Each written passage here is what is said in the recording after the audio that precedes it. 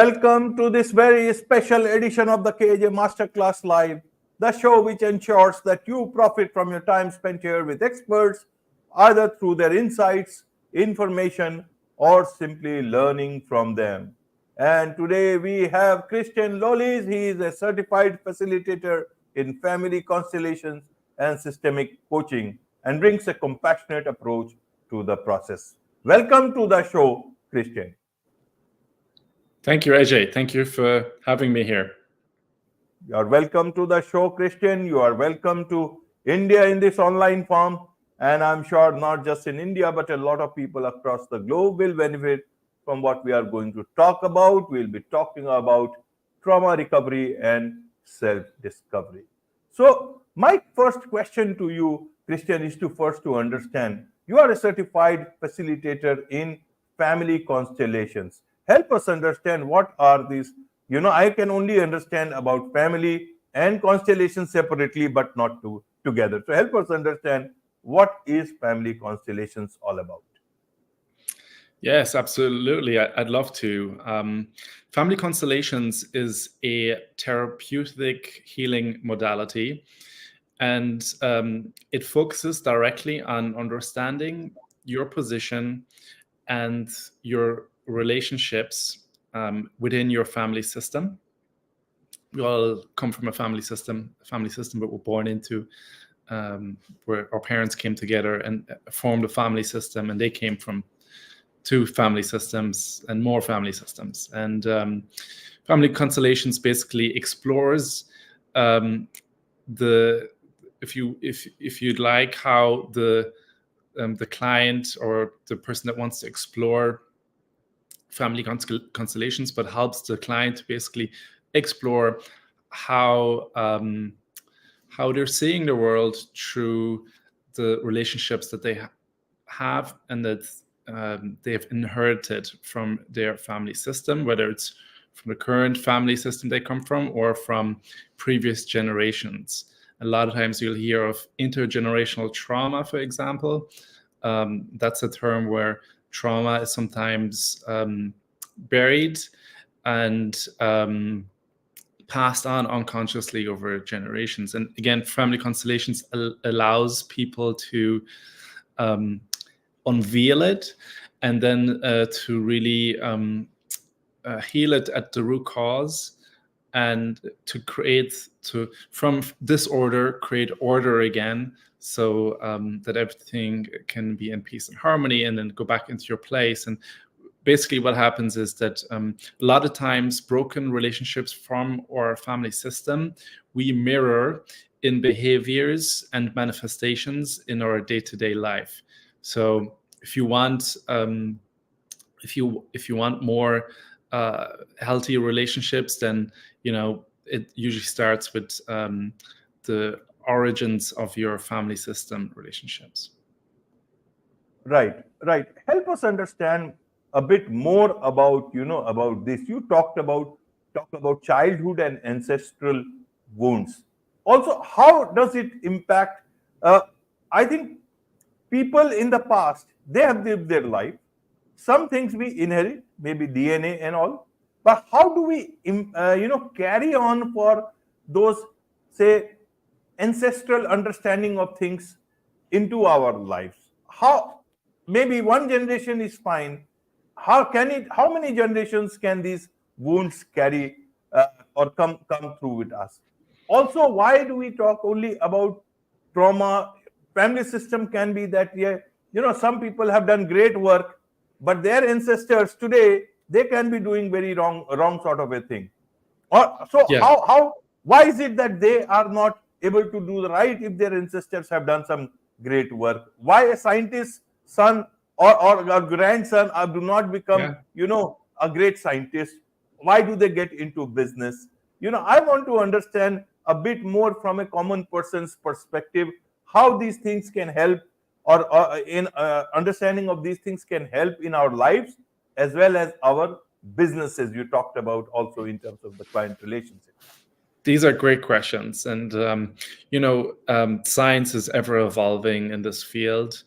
I take it you've heard of terms like epigenetics, Yeah. So epigenetics, DNA, and basically what we're finding with epigenetics in science is that often our ancestors may have experienced some traumatic events, and that the DNA is then reshaped through the epigenetics factor. And what happens then, that's part of the gene. Those genes are passed on to children, and sometimes somebody can have given birth to a child, and then the epigenetics even passed on after having given birth. And they've seen that with Holocaust survivors, for example, where they were parents that were in the Holocaust and the kids were not, but they had similar fear survival DNA and epigenetics activated in them. That was similar to the parents' activation, and they were actually in the camps, and the kids were not in some cases, right? And so we're seeing more and more science to show that we're learning how epigenetics are formed and passed on and recreated. And in addition, there was a study made, which is super interesting as well, where they found that when your grandmother was pregnant, carrying your mother, and when your mother was a 5-month-old embryo inside of your grandmother, your mother would have developed the eggs or the cells for the eggs for you at that point. Okay, so what that basically means is, at that level, at your mother being a 5-month-old embryo in your grandmother, at a cellular level, you would have been influenced by the surroundings, by the toxins in the surroundings already, right? So we're starting to find more and more indications that how traumas are passed on, and it's fascinating. It's DNA and epigenetics, and that's those are some of. And so with the Holocaust survivor example, what we've seen there is that the kids often had much higher cortisol and adrenaline release in their body chemistry, right? And what does that do? That puts the children back into survival, and then they repeat a lot of the same patterns that their ancestors repeated in survival. So people that live in survival often repeat the patterns of their ancestors. And the reason being is because unconsciously they're looking for the same solutions that their ancestors sought, because that's the best they knew. And in that, we're just repeating the cycle. And a lot of times it's unconscious, so we don't know that sometimes we need to learn from another system so that our system can grow sometimes, because we can find different solutions out there. Right, Christian.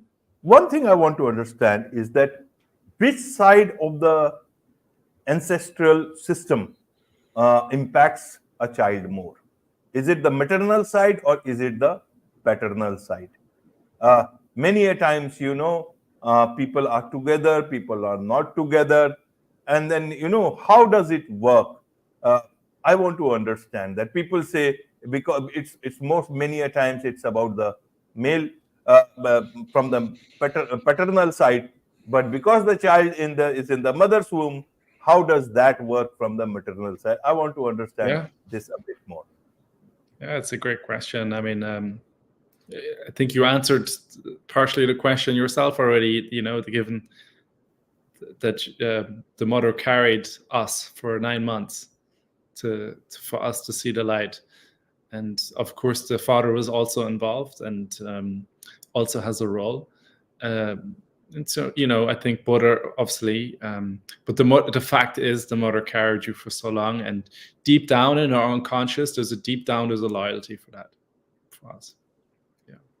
Right. But when we talk a loyalty of DNA, people, that you can't really pay back in a way, right? It's a very deep loyalty, but and that's the first relationship, and one of the only relationships where a person takes without giving. And if you think about the balance of give and take in any relationship, it's reciprocal, except the parents and the child. The child takes and the parents give. But in the mother's case, the mother gave for 9 months. And so that's Right. yeah. Right, Christian. Let's understand things from your journey. You spent 11 years in Amazon corporate, and now you are into this particular line. You have a certification also. So help us understand how has been your journey. What is it that you had to understand about life, about this particular thing, and what is it that you were seeking in your life? How it has it worked for you or not worked for you, and what are you tell us a bit about, so that people understand what you are talking about. You're not just talking, you have also done it for yourself. Yeah, absolutely. I was born in Germany to a German dad and Irish mother, and both of them had their intergenerational trauma on the German side from the world wars, fallouts from that. Both my grandparents were born in 1938 in Nazi Germany on the German side. They went through that school education system, and my great granddad on that side served in the military for Germany and was captured a prisoner of war, held captive in Siberia. Returned to Germany after the war. He was one of few that made it back, and there was a lot of trauma in that side of the family, and on my mother's side as well. From Ireland, hundreds of years of oppression that they fought, a huge famine that they had, where they lost almost half of their population. And so, and this is not, everybody has their traumas and intergenerational trauma. It's very common in the world. But, early on, I was exposed to disorder in the family systems, and these trials and tribulations. Really, from an early age, I had to learn about group dynamics.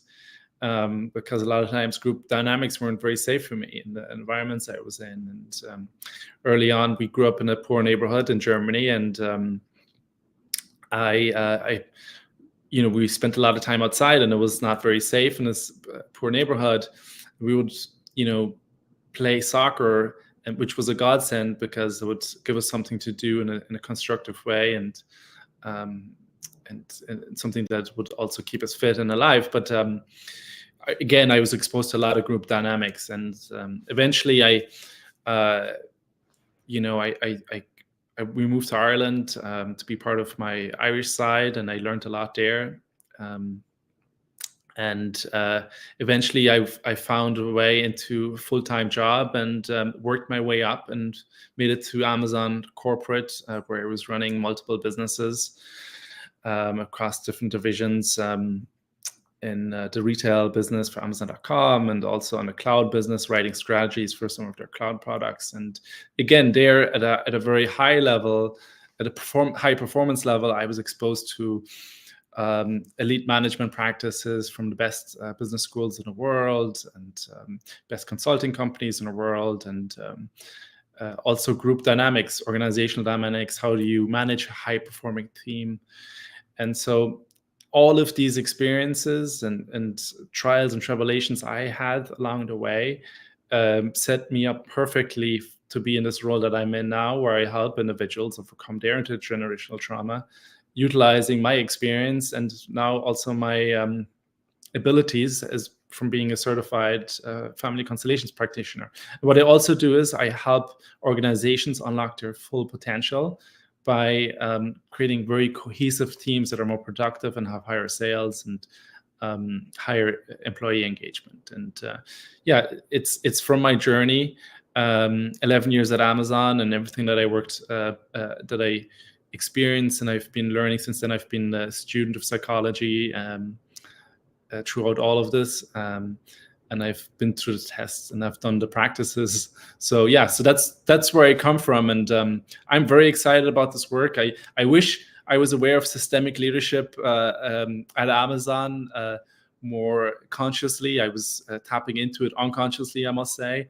But looking back in hindsight at my experience there, we could have solved so many issues much quicker and much sooner if I was aware of systemic leadership, because group dynamics from a psychological perspective, and whether it's families or organizations, there's patterns that unfold, and if these patterns are not root caused and there's interventions done, they can spiral into a lot of disorder for any organization or family.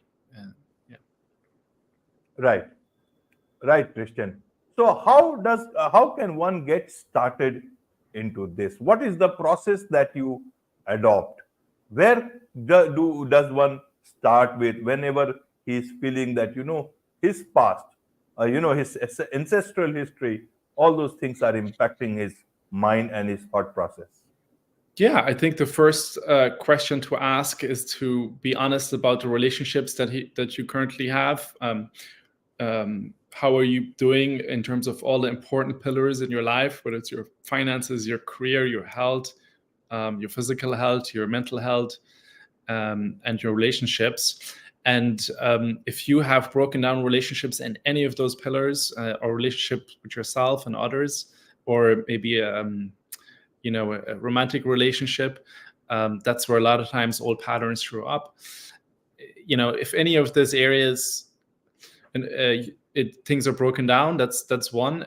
Number two is to ask, is the balance of give and take, is it in balance with all these important pillars of my life? Am I giving somewhere a lot and I'm not receiving? Or vice versa? Am I taking too much? I'm not able to give. Because oftentimes the balance of exchange and give and take will point to a broken down relationship with the parents. Right. Yeah, right, we see that. Look, we see that in the tech world, in business world, for example. And I was there. My give and take was completely out of order, and I only learned it by burning out at the very end. And that's what a lot of people do. They put so much focus to distract themselves into their projects and work, and at the end they don't realize it doesn't meet their actual need, what they're trying to solve, and it's the connection with their heart and their alignment with the universe, and being in the right position of their family system. Yeah. Right, Christian. So for this, does it have to be both? In case there are a married couple or partners, does it have to be both the people who have to look at their own ancestral history, or is it only one will do? And secondly, along with that, is through this process, if you tell them, okay, you are healed now, or you have discovered yourself, your transformation has happened now, does it mean that that's the end of that chain? Will it impact the children coming onwards after one's healing and self-discovery? How does that work? Because the history or the ancestral thing can still impact them, or is it the end of it once you are healed? Yeah, I think once you do a constellation, once you do a family constellation with a practitioner, it allows you to get a diagnosis, right? And with any diagnosis, afterwards, there's work to be done. Now, in some cases, I've seen where in some cases, people just see something and everything drops off them. And, it's like the possession that was in them just drops off and there's an enlightenment with them. I've seen that, but that doesn't happen all the time. Sometimes it's just a diagnosis, and then you need to actually do the work to go back in your own position and to stay there and make sure that everything you're acting from the right place in your position of the family always. So there is some work to be done, but diagnosis is the first step, and sometimes it's already the healing. And for kids, the thing is with systemic work, it's recognizing that we're all part of the system, and we are there's a collective consciousness within the system. And when ancestors or descendants, it's important to know that everybody has their own fate, and people should not get involved in each other's fate. Now, of course, people can encourage each other from the right places and offer support from the right places. Then that's great. That's amazing. That's beautiful.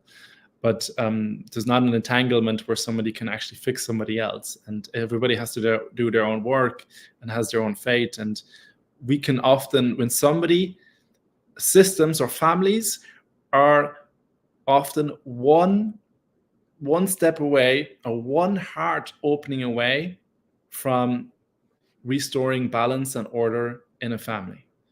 So sometimes it takes just one person to open their heart, and that can really reset the family. But to answer your question about kids having impact, yes, if you can imagine that people pass on DNA and epigenetics from traumatic events, it happens the other way around too. Okay, Christian. Thank you for all this explanation. As I said, there is much to understand about these things as our understanding of all these things evolve, and science give us more answers, and people like you give us more understanding of these things. So those people who would like to learn more from you, about you, and also get help from you as your client, what is the best way for them to do so? Yes, absolutely. I'd love for people to reach out to me directly. You can contact me on systemiclens.com. Wonderful. With this, it's a wrap on this very special edition of the KJ Masterclass Live. Thank you so much indeed for joining us. Thank you so much.